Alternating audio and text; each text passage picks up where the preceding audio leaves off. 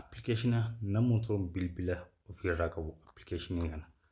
Garuu immoo bu'aa isaa beeknee itti fayyadamaa hin jirru. Aappii Meet jedhu kana jechuudha. Bilbila nama hundarra jira appilikeeshiniin kun jechuudha.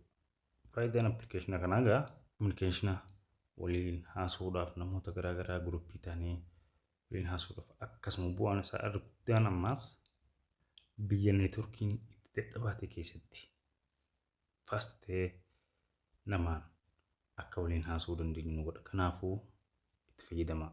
Namoota yoo apdeet hin ta'inis apdeet godhadhaa bilbila keessan irraa gaafa jalqaba seentan haala kanaan hangattuutanii ergasii gaa niiw hajuu hagama gadii kana gattuutanii ergasii create niiw meeting hajuu kana gattuutan kan jalqaba irraa jechuudha. Ergasii gaa ammaas join meeting hajuu kana gattuutan haala kanaan join hajuu kana gattuutan ergasii gaa haala kanaan ergasiniif dhufee iddoo koppii tana gattuutanii jechuudha. Gara WhatsAppiitiin yoo barbaaddanis iddoo share invite hajuu kana gattuutanii jechuudha. WhatsAppiidhaanis, Messengeraanis, Imoonis, Telegiraamiidhaanis haala kanaan waliif erguu dandeessan jechuudha.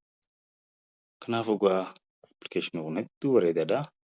Bilbila nama hundarra jira waan ta'eef gaa gabbuufadhaa itti fayyadamaa.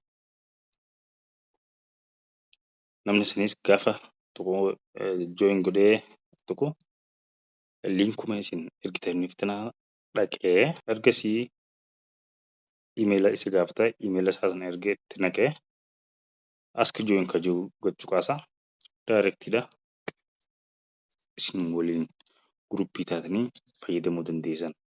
Kanaafuu namoonni baay'een karaa fayyadamuu viidiyoo kana like share godhuun dagatinaadha.